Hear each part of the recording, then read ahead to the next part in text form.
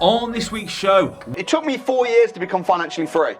This dude did it in 3 months, and since becoming financially free, you've gone on to do hundreds of property deals. Yeah. So you're probably the most successful student, if not one of them, that I've had, and it's a real honour to now be a friend.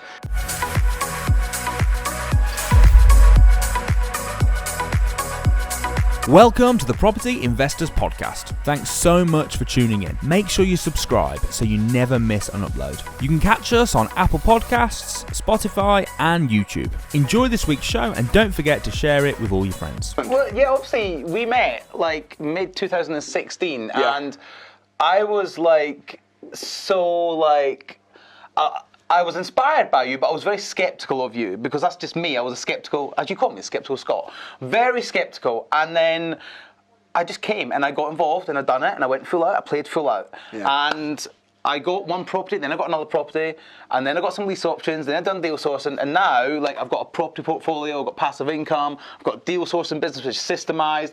I'm training, I'm speaking, so I'm speaking on the very stages that I was skeptical about. Which is crazy. It's just crazy. But the journey of what happened, if people only knew where you are now and where you've come from, like the story, like, I pinch myself, and you can probably pinch yourself. 100%. Do you know what's interesting? I met a student that signed up for the training, exact same event that I did the other day, and I was actually running an event that he was a delegate at, and he was like, I cannot believe the transformation. Yeah. And he was very like, really heartfelt as well, so it was really nice, and he was like, wow, you've just changed so much as a person, as a trainer, as a speaker, as a businessman, and just all round. And it's like and crazy. You've even written a book. Yeah. You've even written a book. What's it called? Whatever It Takes. Why did you call it that?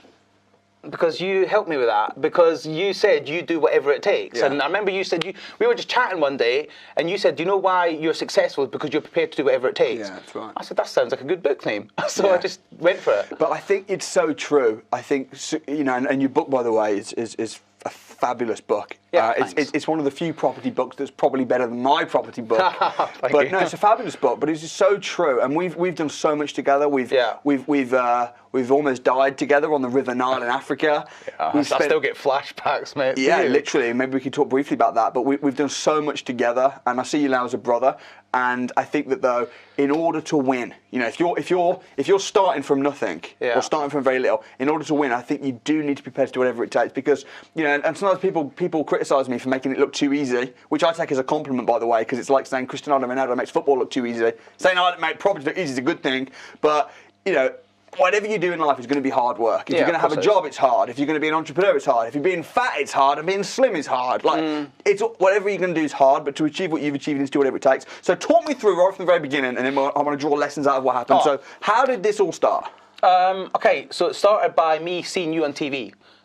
Week the Landlords Move In, so early 2016. That was a BBC show. Yeah, it was. Ironically, that was the BBC actually making me look bad. Yeah, the BBC have a great knack of trying to make me look bad. I didn't think you looked bad from it. Did you not? No, not at all. Even though I was the greedy landlord? No, I didn't see that. Honestly, do you know what I thought? Yeah. I thought, he's just a landlord, and like when you went into that lady's house and the plaster was falling out, I just thought, it's not your fault, you're the landlord, you're not the manager. Yeah. So maybe your management didn't tell you, things like that. So I didn't see that as a bad thing. What's interesting is though, when the TV try and set me up or make me look bad, what people don't realise is they're still giving me exposure. Yeah. Like if the newspapers are saying stuff, trying to paint me in a bad light, like Channel 4 did with Joe Lycett, how many people have come through our business as a result? Because they watch it and they go, oh, that looks a bit off, oh, that's weird, and then they actually check the facts, and then they go, oh. The thing is, we speak of this a lot, right? Negative people will always be associated with negativity, so they'll love it, they'll thrive in it. But people like me now, me back then, I would have been the negative one. Yeah. But I still would have looked, okay? But now, I don't even fall into that negativity. Now, I'll fact check and I'll look into something. So if I hear a story about anybody, I'll always look into it. Okay, so you see me on the TV? Yeah, saw you on TV. I came to the crash course. Yeah. And talking about whatever it takes, right? And we see this a lot. People come up with excuses why they can't. Oh, how long's the crash course? Like, the crash course that's coming next week. Yeah. I've had messages, people saying, how long is it? How many hours is it? I'm like, does it matter? Yeah. You want to learn, so do whatever it takes. You say next week, you realize it's the day after tomorrow. Yeah, well, pretty much, yeah. My point being is people message you saying, well, how long is it going to be? Where is it? It's in the UK. Yeah. Get there. I missed my brother's wedding to come to the crash course. Dude, I remember you messaged me on Facebook and you said, I'm not able to come to the crash course this year. Yeah. Is this the last one of the year? I'm not able to come. I'll come next year. And you were going to paternity with Ruby. Yeah. And you were going to be off for like 6-7 months. Yeah. And I thought, well, if I don't go, I'll not go. So I need to go. Yeah. And I unfortunately I missed my brother's wedding at the time. We're good now, but I missed my brother's wedding at the time to come. And then I was still very sceptical all of day one. I was like, really? Yeah. He's making it sound very easy. Yeah. Really?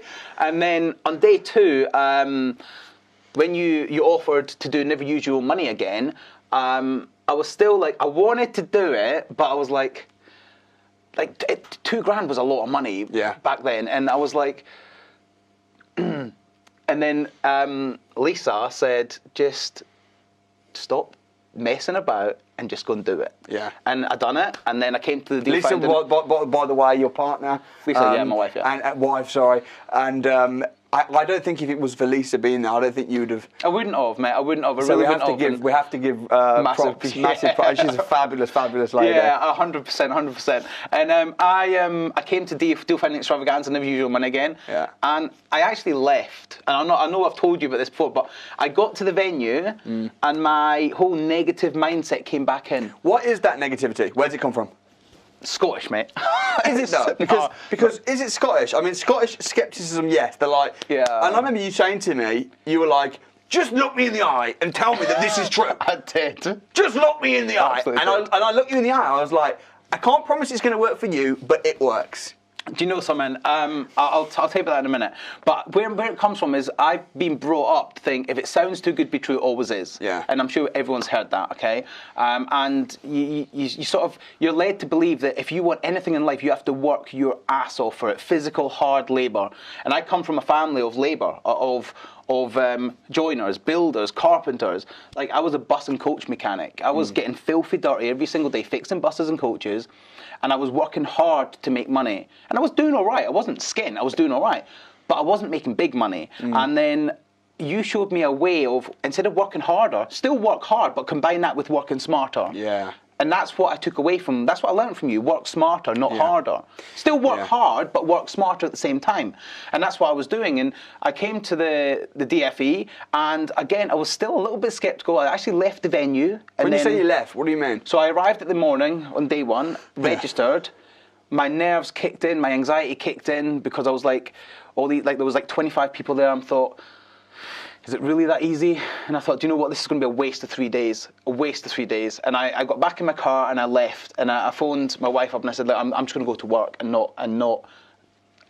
We've spent $2,000. It's not going to work for us. Let's just go. And then she said, don't be stupid, get back there. So I went back eventually. So she was really like coaching you through it. Yeah, she was, mate. More than people know. Yeah. And I went back and I got involved. And then day 1, I was doing what everyone was doing. I was just getting involved. But then what done it for me was in the evening, you might remember this, I don't know, but in the evening, we were all sat downstairs just chilling out, having a chat, having a few drinks. And then I was sat with a guy who was very shy, very, very shy. And he went to bed and then I was left on my own. And you saw me, you didn't know me then really, but you come over, you made the effort to go out away from the crowd, come over, and just sit and say, how you doing? How are you getting on? What are you enjoying? What are you not enjoying? And that was the moment where I actually thought, he's actually not a bad guy. I went from actually not distrusting you, but I went from thinking, like, he's just trying to sell to me to actually he does care. Yeah. And then that was what made me then sit up, pay attention. And then the next day when I was speaking to you about the academy, and I did. I shook your hand. I wouldn't let go of your hand. I looked you in the eyes and said, yeah. You remember that, yeah? I remember it. And it's so funny because I actually remember coming, sitting and speaking to you as well. And at the time, I just thought, I don't even think I knew you now. No, I just thought, he looks like he's on his own. Hope he's okay. Yeah. I'm going to sit with him. Little did I know, and this is a really important lesson for me now, that small act of just, not even kindness, it's not even, but just that act of caring about people, that small little act there, if I hadn't have done that, then that might have meant that you parted companies 100%. and I wouldn't have the friend, the success student, the trainer, the business partner that I have. Just you're right, that wouldn't have happened because I wouldn't have joined the academy. Yeah. Because my negativity and my skepticism was still there. but you broke that a little bit by just caring, and you didn't even talk about houses. You didn't even talk about property. I don't remember exactly what you said, but it wasn't like, oh, you got to sign up to the academy. It wasn't none of that. It was just, how are you finding it? Are you enjoying it? Can I help you with anything? Yeah. Like, tell me about yourself. It was so just important, personal. though. Yeah, personal Such an touch. important lesson. And it made me realise that actually you are a caring guy. And then I come on to do the academy. I went off, found some deals, co-sourced at the time, sold 9 deals in 9 weeks, made 27 grand or something like that. Let me just say the negative though, real quick. You go on. You did the training, Yeah. the deal finding extravaganza, never use your money again. You spent a few £1,000s or Yeah. whatever it was. You then went off, and all the viewings that you'd booked from the course fell through. They didn't work. They were dud houses. Is that right? They were, yes. But knowing what I know now, they were all perfect houses. Oh, That's right, the problem, okay. right? But you thought they were good houses. Yeah. At the time, I thought, wow, this needs so much work. But to me, now, they're perfect buy, refurbish, refinance opportunities. Right. But I hadn't done the buy, refurb training at this point. Yes. So I'd only done deal finding extravaganza and never use your money, which gave me enough information. That's why you were on the academy. That's why I joined the academy. Okay, so the houses that you saw then didn't work. Yeah. How did you feel at that point? Did you feel demotivated? Did you want to quit? 100%. Okay, what happened? I'll say, I done a full day of viewings, because I chose Hull as my area, full day of viewings, and I remember I looked at like 9 or 10 houses in one day, all of them sucked, and I remember in the back of my car, piles of paperwork. Do you know, like when you first start, you're very eager, so you have a flip chart, you have viewing forms, you have all the PDFs from all the properties, Yeah. and they were all in the back seat, and there were just notes everywhere, and I'm like, told you, this doesn't work. This Yeah. doesn't work. And I remember the very last viewing, I met a lady called Amy, a agent called Amy, and she said, look, I've got another one you can view tomorrow. And I'm like, well, I'm not actually here tomorrow, but do you know what? I'll stay over. So I went into the Ibis and Hull City Centre. I stayed over for one night. Whatever it takes. Whatever it takes. Yeah, I'm prepared to do that. Yeah. And I went to that viewing the next day, and that viewing was a property in Hull, and it was a fully refurbed 4-bed HMO. And I actually sold that to an investor 2 days later. Wow. So because I stayed, and that made me think, actually, this does work if you put the effort in. Yeah. See, I was prepared. I nearly got to a point in day one where I'm like, yeah, I told you, I've given it a bash. Let's give up. I'm going to be really, really honest and vulnerable for a moment right here, actually. I didn't plan on talking about this, but when we spoke at the Deal Finding Extravaganza and you joined the academy, Yeah. I remember telling you that any properties that you found, we'd help you sell, we'd co-deal Yeah. source, but we didn't. There was a little bit of a misunderstanding Oh, there was a little bit, yeah. between the commission split, Yeah, which was, there to was, be yeah. honest, was on me. Yeah. I hadn't been clear properly, and I had given the impression that we would split the fee 50-50. Yeah, yeah. But in actual fact, I was offering how much? I don't know, like a few hundred quid. Yeah, not a lot. Not a lot of money, right? Which was totally my bad. Yeah, okay, totally my bad. Alright. And you then started bringing a couple deals to me, and like, oh, can you sell these? And I was like, yeah, I can sell them. And then when it went over to our finance team and Russell got involved in that, Russell was like, okay, here's how the structure works, here's how the commission works. And you were like, that's not the impression I got from Samuel. Yeah. Russell came to me and said, dude, what did you say? Why is Alasdair, and it wasn't just you, there was also Stuart Brown. Why are these guys under the impression that you said this? And I was like, to be honest, I didn't know what the actual deal was myself. Yeah. So I remember ringing you up and saying... Let me clarify, you rung me on a Sunday. Right. I don't know if you know that, if No, you I don't remember. You rung me on a Sunday, mate. And Yeah. I'll tell you what, yes, fine, there was a little bit of confusion. And I messed up. You did, yeah. Hands up. But you rung me on, because I'd sold, I think, 6 or 7 deals by this point, and I was expecting, yeah, great, I've got all this money coming to me, right? You rung me up and goes, look, I've messed up. And completely open and honestly, you said, it's my bad, I've messed up. So what do you want to do? And you actually said to me, dude, if you want to just shake hands as friends, we'll part company, I'll give you all your money back, and we'll part company. And I'm like, no way, it's not happening. I remember said, dude, you saying ain't that. getting rid of me. Yeah. And you said, well, what do I need to do to make this right? And I said, honour what you said, Yeah. and then from this point forward, we'll go for the new... And that's what we've done. Yeah. You honoured what you said. Again, though, such a strong But lesson. that motivated me to start my own deal sourcing business. Yeah. So good, I'm fine, thank you. Yeah, For messing Mate, up. so many lessons in this though, because number one, I dropped up, I messed the board, I messed up, right? But then I said to you, how can I put this right? Yeah, of course Do you you want did. your money back? What do you want to do? Yeah. You told me, we agreed, But then as a result of that, because you're thinking, I don't want to be taking a few £100 from 100%. Samuel's company, you said to me, how do I find my own investors? Talk what happened, because this is powerful. It's true. So what happened was, you said to me, because there was a little bit of confusion, you said, okay, come to the office on Monday, bring one deal. I brought 3 deals. What did I say I'd do with that deal? You said you would help me sell that to an investor. Yeah, and you would show me. Yeah. You would show me essentially deal selling. Yeah. So I came to the office at Hilton Hall Monday morning. I had 3 property deals that I was working on. I brought them to you. By 11 o'clock, we'd sold them to investors, money in the bank. We were sat in a pub having lunch. Yeah. That's true. And I remember and that was the start of the deal selling masterclass. It was, which we'll get on to. How did you feel? Like, what actually happened on that day? Because I remember saying to you, dude, bring me a deal, right? Come to my office, I'll sell the deal in front of you, and I'll show you the whole system of how to find investors, sell deals, what to do. And I basically put together a little program for you, which now we've adapted, which we'll come on to. But what happened on that day? On the day I arrived, you looked at the deals, we done due diligence, we sent an email out. To my list? To your list, and we just literally hold your phone up, bing, bing, bing, bing, bing, constantly. What was the bing? And text messages, investors texting in, saying, yeah, show me the deal, show me the deal, show me the deal. I want it, I want it. The thing is, once you see it, you can't unsee it. Yeah. That was the biggest motivation I ever needed. Yeah. Seeing that was the biggest motivation I ever needed, because I'm like, I worked my ass off to earn £2,500 a month, and we're selling a deal making £2,500 in an hour. But you didn't just bring one deal; you brought 3, and we sold all 3. Why did you bring 3?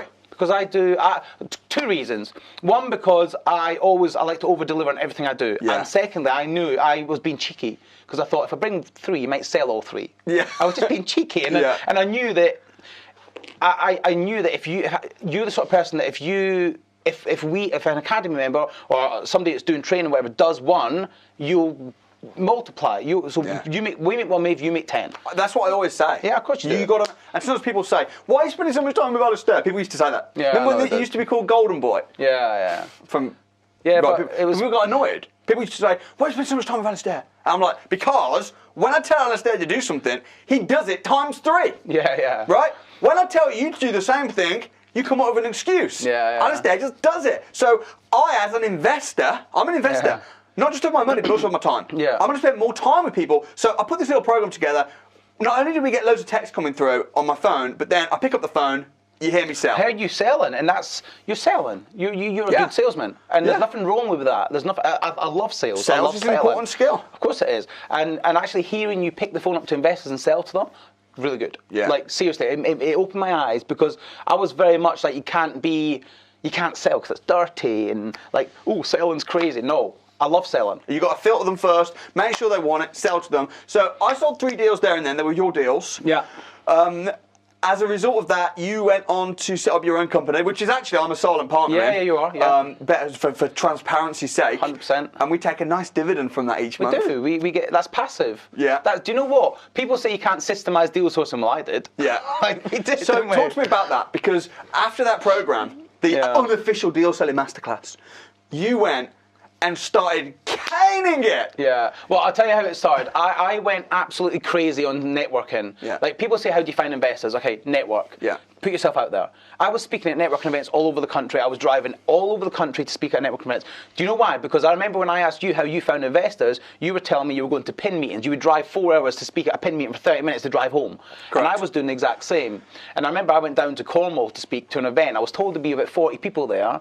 And there was like 6 people there. Yeah. And I remember driving and I thought, oh my God. But I would still do it. Doesn't matter.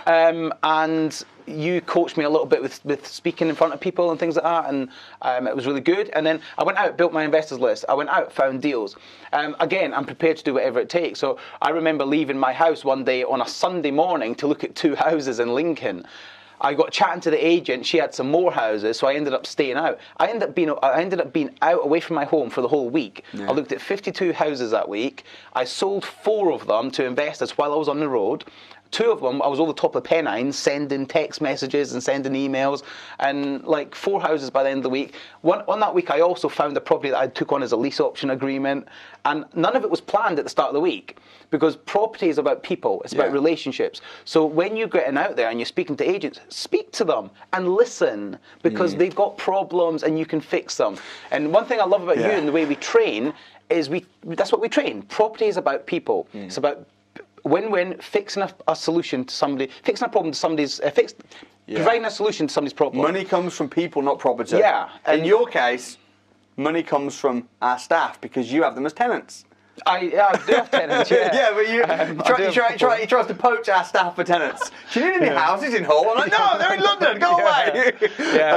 In fact, one of your very first lease option agreements in Wolverhampton, we had some of our tenants, our staff, 2 members of staff stayed there, which is fine. And it's the same on the academy. A lot of academy members, they've got rent-to-service accommodation units, and all the other academy members stay there. When they go to events, things like that. Yeah, I seated that with the one at Heathrow. Your lease option agreements from the early days, they must be getting close to. Well, do you know what? I was actually speaking to one of the ladies, one of the ones I've got in Hull, she's wanting to complete in it now. Great. And yeah, I'm in a position where I can. So I had it valued a couple of weeks ago, and it's not quite where it needs to be valuation-wise, but she's prepared to take a bit of a hit on it just to get it off. That was only like 3 years ago. Well, it's 2 years, 2.5 years ago. I've got 2.5 years left on the agreement. Yeah. So we're probably completing it next year. So how much rent are you paying the landlord? 420. I think it's 420. 420, and you've turned into a 4-bed HMO. Four-bed HMO, and up until the start of COVID, it was making around £1,250 to £1,300 a month. Wow. But then COVID come, and the tenants, they were all Polish tenants. They all went back to Poland. The property sat empty for a good 3 or 4 months. Yeah. But now it's tenanted again. So this happens, right? It happens. Yes, it's a business. Yeah. I look at it as a business, not a hustle. So it's all good. What's the difference between a business and a hustle? Well, business, you get business results. Hustles, you don't. I always say, if you're going to treat whatever you do, treat it like a business because you get business results. If you treat it like a hobby, you'll get hobby results. And I treat it like a business. The money just sits in the bank for when I have void periods and things like that. So you started coming to events. Yeah. So we set up Better Sourced. You're selling lots of properties. You're doing lease option agreements. You HMOs. You're becoming so successful as a property investor that I'm like, dude, come down to the crash course. Come down to some of the events, and literally just share your story on stage, because your story was so powerful. And sometimes people hearing it from me is one thing. Oh, I just did this. I just did that. But sometimes they might be like, yeah, but. What about your students? So you start coming along to the crash courses, and people would give you, when it was like, what was your best part of the crash course? They'd be like, Alasdair. Literally, it was almost embarrassing. I remember reading through the feedback forms. I've been on stage for 12 hours. You jumped up for 15 minutes and shared your story. Best part of the day, Alasdair Cunningham. I'm like, oh my, literally an embarrassing amount of people. So I approached you. I was like, dude, you're doing really well on the property side. Yeah. I know you're coming to the crash courses and sharing your story. I just wanted to check that you're free for the next year to do that, because I need you there. Do you know something? This is about you, actually. 2018 and actually 2017, 18, I've been to every crash course we've ever run since I've been, apart from one where there was 2 crash courses simultaneously, right? And I was running one of them. Oh wow! So there we go. My point being is, we teach serve before you sell. Yeah. And you're a big advocate of serving for yourself. And you encouraged me to serve. And that's what I was doing. And do you know what? That massively helped me in my business, in my heart and everything. It helping people before you sell to them. And it builds you up. It's so good. Because people would have thought, like, I remember people saying, oh, he must be on commission or something. And it's like, no, you were coming month after month. In fact, week after week, because we're running them all the time, just because you wanted to help people. Yeah. You wanted to inspire. But I know off the back of it, you were building, your business, and you were selling deals. List. I was building my list. I was selling deals. Yeah. I was getting people ask me to spend days with them. I got joint ventures out of it. But what you weren't doing though is you weren't coming to the event, sharing your story, and then trying to pitch and sell. Yeah, no. You were just coming and helping people. I was honouring you, and the fact that I was honouring the crash course, because the crash course is what got me started. Now, what does my head in is when people come to serve, but with the pretense of I'm trying to come and poach some customers.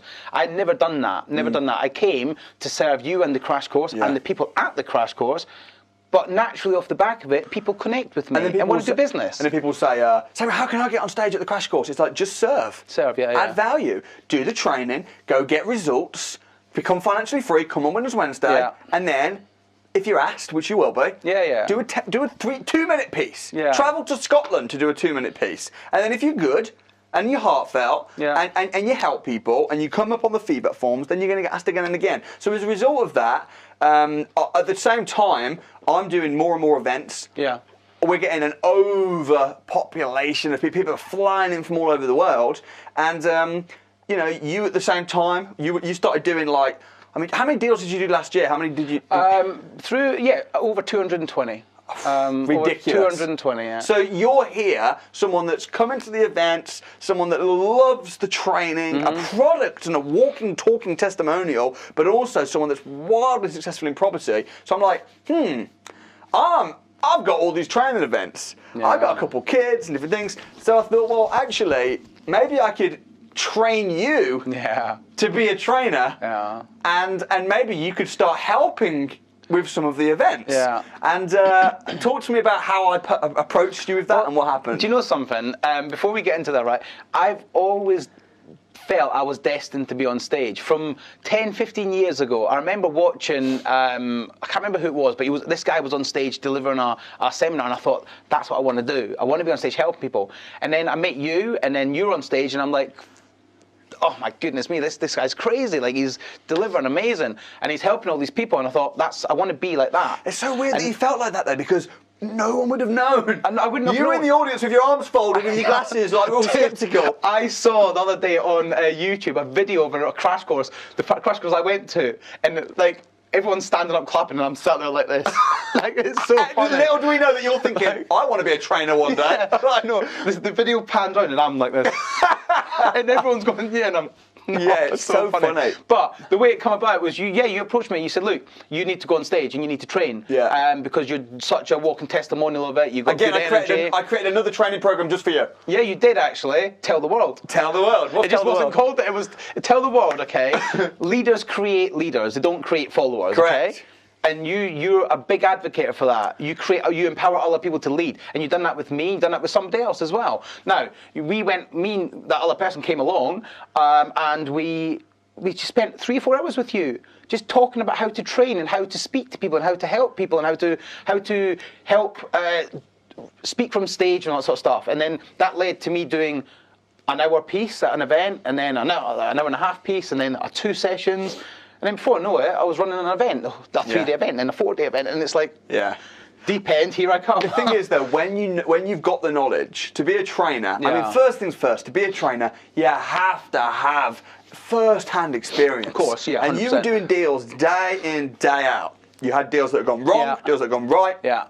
You're also, when you first came in, you were teaching our stuff, our formulas, 100%. Right? Because another thing is, I think it's, you know, you've got to be so careful. I see people, you know, they've got one rent-to-rent deal, and then they start mentoring people how to be a rent-to-rent, and it's like, I'm not going to judge. No. But you just have to be so careful because I know, it's crazy. you need a few years experience. Yeah. You need backing. Yeah. You need to have the right insurances. There's so much that you need. I mean, geez, if you think selling property deals, you need to be compliant and need to do it properly. If you're training people how to do stuff. Yeah, it's a minefield. You came on under our umbrella with our support and teachings, and then were able to blossom. You were on stage in front of 1,000 people. Yeah. You know, I would never have thought that. No. Never would I have ever thought that. We sent you out to the rural parts of Africa in the villages to stand on stage and teach business, and you know, so you just blew up, man. Do you know? Yeah, I did. I absolutely did. I agree with that. But it comes from practice, because we can teach anybody the skills of public speaking, but what they will not get is the practice and the stage time. Yes. That's what they need. Yeah. And what I love about you is you've always been very much, there's the stage. Yeah. Have fun. Yeah. As long as you're delivering and teaching what we want you to teach, have fun. And I remember because I'm true to who I am. Yeah. and I'm walking the walk, it's easy, and it gets easier and easier and easier with time. And I don't even get nervous now. And I've watched you on stage for years, and I've seen you how you do it. I've seen you how you deliver, and I deliver as much as I can, as best I can. I give everything to my training. But you know what though, dude? As not just as a property investor and a property entrepreneur, but as a trainer, you are world class. Thank you. You know, and it's honestly, and I know I taught you, and you've obviously got a lot of stage time and stuff. We used to, you'd do an hour piece, and then we'd meet up and we'd spend 10 hours studying what you did. Do you know what I love about you, right? Is most people, when you go on stage, right, you'll do like an hour and a half on stage, and you'll come off, and everyone will be like, yes, man, you killed it, you smashed it. And you'll be like, yeah, you done all right. But here's 3 things to do better next time. Yeah. And that's not a bad thing. I love that. Yeah. Because I want constructive feedback. Yeah. I don't want somebody just to blow smoke up my ass because they like me or because they think I need it. I want somebody that's going to say, you done all right, you done good, but next time do this. And because you were giving me really good, positive, constructive feedback, every time I got better and better and better. Yeah. And it's just crazy. But you know what though? You're right, but you can't sometimes it's really good to take criticism, but you have to sometimes only take criticism for people that are better than you. 100%. You know what I'm saying? 100%. Like everyone loves to throw their 2 pennies. Oh, yeah. You know, everyone loves to throw their 2 pennies. Yeah. But now, honestly, as a trainer, and the great thing, the satisfying thing for me is, you know, obviously I'm running training and I'm teaching people and all that, and it's great. I've got a Winners Wednesday every week, but now you're a trainer. Yeah. And the rippling effect. It's crazy, isn't it? And that's what being a leader is. There's no room for egos in business. I agree with that. You know, it's not about trying to be the one or trying to be the best or it's about saying, actually, how can my message reach as many people? And if you look at all the leaders throughout history, they've always raised up other leaders. So, you know, I'm well proud of what you've done and who you've become. And also on the property side as well, let's not forget, you've got a lot of juicy deals going on right now. I haven't even been to some of your deals. I need to go down to Bedford. Yeah, Bedford's a really good I've never been to Tell me about Bedford. Bedford, it's a 4-bed end terrace. It's in a really good area that's just become Article 4. So I bought it pre-Article 4, knowing Article 4 was coming. And you got the permission now, grandfather rights. It's all done, man. Boom, It's shaka. all sorted, mate. It's all sorted. Well done. And I made it into I was going to go 6-bed HMO, but I decided to go slightly bigger rooms, so I went for 5-bed HMO. But yeah, it's a brilliant deal. How much did you pay for it? 210,000. And 210, what's the refurb cost? 50k I've allowed for it, and that included some structural issues because I had some structural issues. 260 all in. End value? 350. Oh my goodness. But that's minimum. Now, the reason I've done a lot of research, this is going to be a 5-bed, a HMO, so I reckon it's going to come back about 360, 370. But the nearest 3-bed is 320, and there's no other 4 beds that I've sold nearby. So you're just going to refinance it, pull your money out. Yeah. Rent it out. How much cash flow will that give you each month? Well, okay, so I've already got somebody lined up to take it off my hands, give me £2,500 a month. Nice. Or I can rent it, do it privately, and I'll get about £3,500 a month. That's financial freedom from that one deal. I know. And it's going to be like most of my money back. Probably all of my money back. If it comes in at 350, I'll leave it £2,000 or £3,000 in there. If it comes back at 360, I'll get all my money back. So it's a banging deal. And that's the thing. You know what? You don't have to work. No, like that one deal. Well, not just that one deal. I mean, geez, you've systemised your sourcing company. Yeah. How have you systemised the sourcing company? Do you know what? Because, again, I'm a leader. So I found somebody, and I empowered them to run that business, and I just manage them. So I just speak to them. I speak to them every day. So you just got like 2 or 3 members of staff. Yeah, run the business. But I've seen it. And it's so systemised. basically, 2 or 3 members of staff, and then co-sourcers. Yes. And then they manage them, I manage them. Right. And that's it. And then but it's all systemised. you do, my friend, I have to just expose you right now, Please is don't. you have like pretty much a weekly management meeting which probably lasts 10 minutes. Yeah, so... Hey Max, hey, how you doing? What's going on? Quick Zoom call. Yeah. Check the figures are in place, check things are okay, look at the KPIs, key performance indicators, and then go, great. And then take your nice check. Yeah, every month we get a decent payment from it. So. And again, obviously, I mean, I get my check as well, right? Of course, yeah. It's business. I get my check as well. It's all good, but do you know what? It's all good. It's business, and it's just one income stream. Every month, though, you know, you've got a passive income, and the money coming from the sourcing. I mean, geez, look, it's big money. It's not. It's big money. It's big money. I like it. So do I. I like it. I hit the jackpot with Alasdair Cunningham. I hit the jackpot. But it's good You're money. welcome. But then, what's that? You're welcome. Yeah, but then it's reciprocal. It's business. Of course See, it is, what my we've got is friendship, but also Yeah. it's business. And business, capitalism is a beautiful thing. I agree with it's you a so much. beautiful thing. Listen, 3-4 years ago, I was working my ass off to earn 3-4 grand a month. Yeah. Now I'm still working my ass off, but I'm earning a damn sight more money. But you know what, and I'm though? working a lot smarter. But so here's the crazy thing, right? Your passive income is considerably more than it used to be when you're working your ass off. Yes. Everything you do now is from a position of because you want to. Choice. That's the thing. Yeah. All the speaker stuff, you don't get paid a great deal for that. No, Of course no. you get paid. You Yeah, have of course, to. And you know, that's all good. But you do that because the same reason I do that. It's mission, you want to. Do you know something? Somebody asked me a couple of weeks ago, when I was on stage, I said, look, anyone got any questions? And somebody said, look, why do you travel around, spend a lot of time in hotels, speaking on stage and helping people?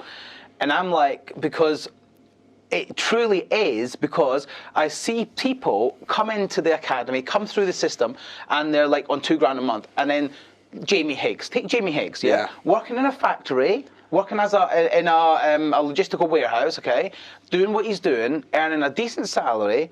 Within months, he's now quit his job. He's employed somebody. He's got passive income of about £8,500–9,000 a month, I think. Yeah. Right? It's just like, and that's all from the training that we've delivered, that we've showed them how to do. And it's like, it's just crazy. Yeah. When you see normal, everyday people transforming their life by taking action, by learning the skills that rich people don't want to teach. Yeah. That's They why I do don't. what I do. They don't. Well, you're actually the mission that you're on, which is the same mission that I'm on, is a noble mission, and you can vouch because you're a trainer now. They don't like it. No, they don't. We get I agree with that. attacked Yeah. by the media. We get silenced. Yeah. I mean, I don't get anywhere near the sort of abuse you get. But I mean, bring it on. I don't care. I don't bother me. No. Because I've got thick skin. Because I know we're helping people. You know what though? And When, it's just the thing is though, when you know your purpose in life, when you know your mission, you can see the results. People's opinions don't matter.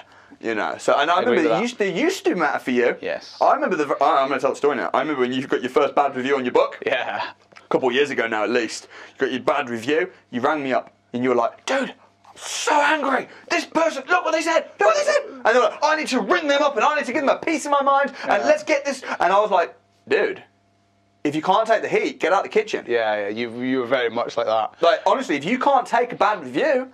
And you're like, "Yeah, but it's not a legitimate review. They've not even read the book. Even in here, they say." And I'm like, "But dude, like honestly, this is just this is being in the kitchen, brother. Yeah, do you want this or not? Do you want to be on stage? Do you want to be empowering people? Do you want to be because you can't have all of the satisfaction of helping people and changing lives and all that without having some people." I agree with that, but I never used to. It used to really eat me up. All the stuff you used to see online, you used to go mad. You used to be like, "Oh, Samuel, have you seen what they said about you online?" I'm like, "Dude, I don't care. I'm not interested. If it's that bad that it needs taken down, my lawyers will deal with it. Yeah. I'm not interested. I'm busy looking at my customers." And in fairness, I can now relate to that because I'm like that now. I don't give a rip. I know you are now. I really don't care. But I used to. How do you learn? How do you learn? Because people ask me all the time. They say to me, "How do you deal with the heat and the hate and the people? You know, the higher powers, but also the really poor people that are just jealous." Because there's both. Right. I had someone yesterday. I don't know if you saw the video. I had someone yesterday say to me, "Samuel, go and get a real job. Right? Go get a real job." And firstly, I was thinking straight away. I was thinking, as an entrepreneur, we don't go get jobs. We create jobs. We create jobs. But secondly, we create jobs for people like him. Yeah, I was just going to say. In fact, maybe not people like him, because we wouldn't employ a troll. No. I click on him, and guess what? He says looking for work. He's unemployed. Yeah, of course so he it's like, dude, you're telling me to go and get a job, right? I've got a business. Last year it turned over £10 million. Yeah. Clean profit of £2 million. Guess what that means? That means I'm paying hundreds of thousands of pounds in taxes to the government who are paying your benefits. Yeah. So why would you bite the hand that feeds you? Why would you not champion entrepreneurs, champion businesses? This is capitalism. Yeah. But people don't get it because they're stupid. Yeah, I understand that as well. So you've got those haters, and then you've got the higher powers. Yeah. You know, which exist. They don't want... Because if you think about this, right? We got the government saying help to buy schemes, ISAs, pushing you to go down this, put money in the bank. The banks want your money, right? The banks want your money. Why? So they can invest it and they can give you 0%. Yeah. Right? When we stand there and say, actually, don't do that. Here's what you should do instead. Be financially independent. Don't rely on the government. Don't work 40 hours a week for 40 years to retire on 40% of what you couldn't afford to live on in the first place. Yeah, don't do the Help to Buy scheme. It's a sham. Do this instead. Like, to think that, and then get 1,000 people every time you run an event. Well, we're getting so many people. It's ridiculous. We've had 700 tickets booked in the last week. I know, it's ridiculous. But to answer your questions, why I can deal with the hate, the online hate now and all that, is because, do you know what? They're not customers. Yeah. They're not clients. They're not generally people that have paid money to come and do the training. The people we care about are people that have actually paid money, and then they've sent us messages saying, Alasdair, Samuel, do you know what? You've changed my life. Yeah. Like, I got a message last week from a guy who he just come to a program recently, and he's been dealing with something for the last 20 odd years. And he's never had the courage to speak out about that until now, because after we've done some training, and it's like, that's who I care about. I care about these people, not the people that have never done the training, that are just given an opinion of an opinion of an opinion. Yeah. I care about the people we're helping. And the messages I get every single day from people saying, Alasdair, your book's inspired me. Alasdair, your YouTube's inspired me. Alasdair, just seeing you do this deal has inspired me. Even just yesterday, I done a Facebook Live in Bedford, and I got a message from a guy who lives in Bedford. He's got some money to invest. He wants to invest in property. He's been following me and yours journey, and he's like, great, you've inspired me so much. I now want to quit my job and do property full time. How can I do some training, or how can I get involved? That's what I like. I care about the people we help and we inspire. That's right. And because I went through some bad times before I got involved in property, like everyone has. Yeah. And people read my book and then they're like, well, you've done it. When we met, you had severe depression. Yeah, I'm not going to. Yeah, absolutely. You know, absolutely, and so have many people. Yeah, absolutely. And do you know what? If I tell that story from stage, or if I tell that story in my book, and it helps one person, that's my job done. Yeah. And I've done that. I've done that with Jacob, with many people. I've had. My book's reached worldwide. I've had people from Australia, from America read my book and say, wow, amazing book, amazing story. Tell me about the training you've done. Tell me about how you got here. So that's why I do what I do. Yeah. Not because the one loser who's broke says, oh, it's a scam. Come on, mate, grow up. It's like, geez. No, it's silly. I mean, you just have to look at the customer's feedback. Yeah, 100%. Yeah, I mean, it's silly. And you see the independent surveys as a trainer. In fact, we published them. Yeah. What was the last event that we did? The last deal selling masterclass. What was the feedback? Last week. On average, 9.5 out of 10. 9.5 out of 10. That means that, and no one scored it less than a 9. I think it was just consistent of 9s and 10s. Every person in the room, like, of course they would, because when you do what I did to you, where you're like, look, guys, let's sell a deal in front of you. And then they see ding, ding, ding, ding, ding. And last week, deal selling masterclass, sold 2 deals, 7 grand in the bank. Yeah. How can they deny that? How can, like, you cannot unsee that. You can't unsee it, because once you've seen it, how can you go back and do work for £2,000 a month when you just saw it made in 2 hours? And do you know what? There's no other trainer in the country, apart from us, that can do that. No. Because they haven't got the database, they haven't got the list, they haven't got the reputation. No. They haven't got it. And I'll tell you something as well. The property skill. You know, people say, oh, you don't need to go on the courses. Everyone that says that are people that haven't done it and are getting no results. Having a bash. They're having a bash. They're like, oh, you don't need to go on the courses. But, like, you do! 100%. How many people viewed that Bedford house? 43. Do you know, I was speaking to the agent beforehand, and I was the 44th person to view that house. And everyone else said no thanks. Do you know what put them off? Right, they went in the house, and the whole upstairs was being held up by acro props. So they were holding the ceiling up, because there'd been an extension built that hadn't been built properly. So the walls weren't tied in. So as a result, the walls were just separate. And there was some cracking, and there was some structural issues. And I came in, and with my knowledge and also with my connections from the academy, I spoke to some other academy members who know a lot more about that than I do. Yeah. And I said, look, this is what's happening. Can I send you some images? And they sent it over. The quote to fix the structural stuff was £36,000. That's what the staging gave me. They got a written quote, 36 grand. With the knowledges and with the empowerment, with the people in the academy, I got that done for less than 4.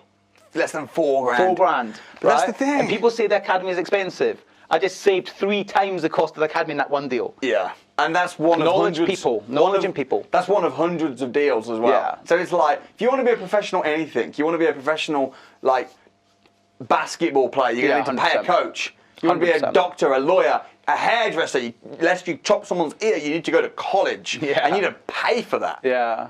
Property is the most lucrative profession on the planet. You want to have the choices, like what you've got now, the choices to speak or to travel or to do whatever you want, and you want to have financial freedom. Yeah. Property is the best way to get there, and you want to learn that skill, and luckily, most of our training's free. Yeah, it is. You know. And again, the crash course, it's amazing. Yeah, the crash course is really where it starts. You know, the crash course is just, and people think the crash course is just going to be, you know, like a bit of a sales pitch and this and a bit. It's like, no. On the crash course, I will on stage find a deal from scratch, calculate the ROI, call the agent, show you exactly what to do step by step. Yeah, there are additional training if you want, but I'm so glad you took the additional training. So am I. Do you know what? I absolutely am. And I say this all the time. I would pay for that training 10 times over. Yeah. I would, because of how much I've made, the connections I've got, the friends that I've got, the network that I've got, the knowledge, Yeah. the mindset shift, the change in my heart, the change in my soul, everything. It's changed everything for me. Yeah. You don't understand how much it's changed for me, because it's changed. The biggest thing it's changed is up there, because it means I believe in myself. And do you know, when you believe in yourself, you're unstoppable. And like, I'm going to be a big force to be reckoned with. Trust me on Dude, you that. already are. And you're just getting started. And it all started by seeing you on TV and attending the crash course. Yeah, and I think as well, like with your journey, I really believe you're just getting started, man. I do as well. You know, you're just 100%. getting started. I've never believed it so much as I do now. Yeah, well, dude, I've got nothing else to say apart from massive respect. I admire you as a trainer as well, because people think as a trainer, it's just like, oh, you get all the glory, and you are serving.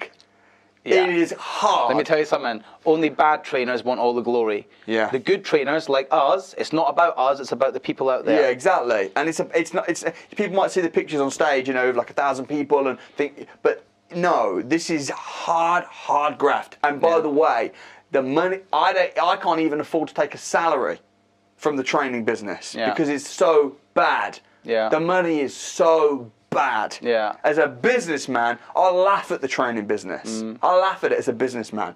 No thanks.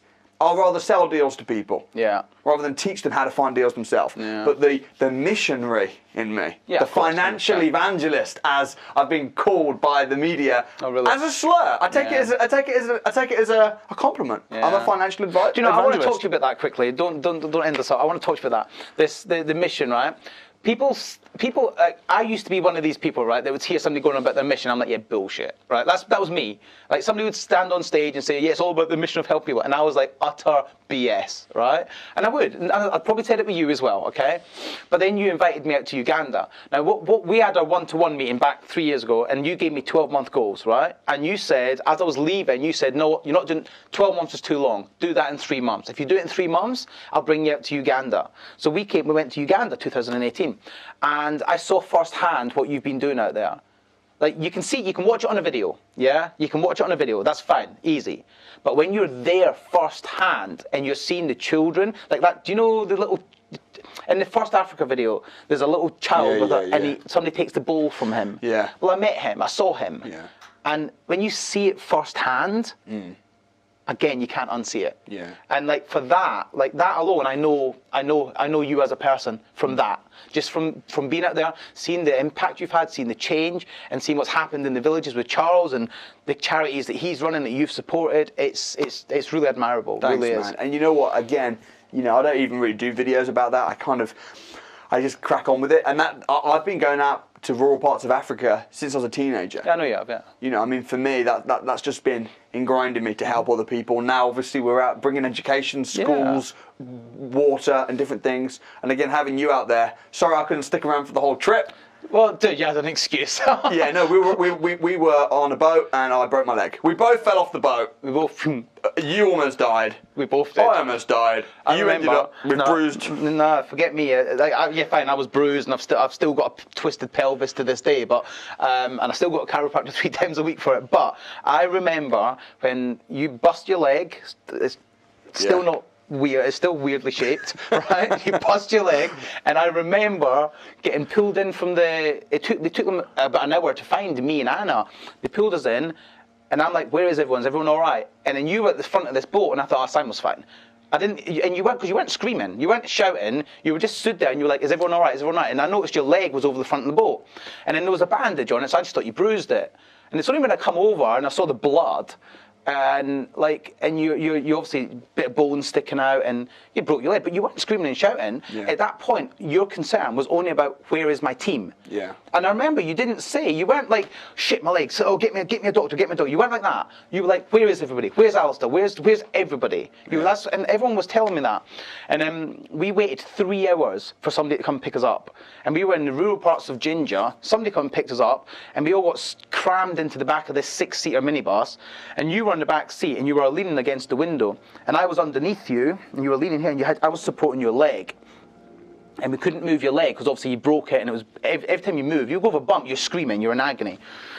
I was covered in your blood. I was all your blood all over my leg, and I remember you started passing out. Yeah. You were like blacking out, and I started shouting at you, and I thought, like, I'm sitting there shouting at Sammy Leeds, telling him to wake up and telling him to stop. That you're not fucking going here. And I remember that. I don't know how much you remember of that. Yeah, I do. But then we got into it was horrifying, mate. I'm telling you now, it was the scariest moment in my life. Because I thought I was going to die. I thought you were. I didn't know where you were going to be at. Was shooting. Shooting up. Yeah, it was. Yeah, it was literally shooting up. Every time we took pressure off, it was just squirting out, and it was just crazy. And we got to the hospital like what felt like. I always remember saying to the driver, "How long? 5 minutes. 5 minutes." An hour later, how long? 5 minutes. 5 minutes. Yeah. 3-4 hours later, we arrived at this hospital, and I remember we pulled the van up, bed came out, took you away. We all then got out. I walked across the hallway and I collapsed. I passed out, and it was just, and then you obviously shed loads of your blood. You were in hospital for 25% of my blood I lost. Lost loads of weight. You were like a different guy, and I remember we were all shooken up, and it was, so I'd been there firsthand, and even then you were like, the mission still goes on. Yeah. We were all like, dude, we need to call this a day, and you're like, no. You're lying there in a bed, losing your blood, your eyes were all bloodshot and bruised and whatever, and you're like, no, the mission goes on. Yeah. And we continued with the mission. Yeah, I remember saying, is anyone else not fit to continue with the mission? And everyone was like, we're all a bit in a bad way, but I was like, right, I can't. I've got to have an operation. Yeah. But in that case, Russell, you're new team leader. Yeah, crack on. Go find the next water well we're building, because we've got stuff to do. We can't just neglect the mission. And that's the thing. Our pain's temporary, isn't it? Yeah. Yeah. That's what I said. Our pain I is remember temporary. that's where I got that from. Yeah. You said that there. Our pain is temporary. Yeah. And how true is that? It's totally true. It's temporary, but there's people right here that need water, that need support, and we've booked a week, and we're going to go make it happen. Yeah. And I think, you know what? To become financially free, you just need to get a bit of basic skill. Yeah, 100%. To become ultimately financially free, you just need some skills. But I think to become a true leader, someone that really brings change and stuff, you've got to have a strong pulling mission. And you've got that. I've got that. It's a real pleasure, man. And Derek, I love you so much.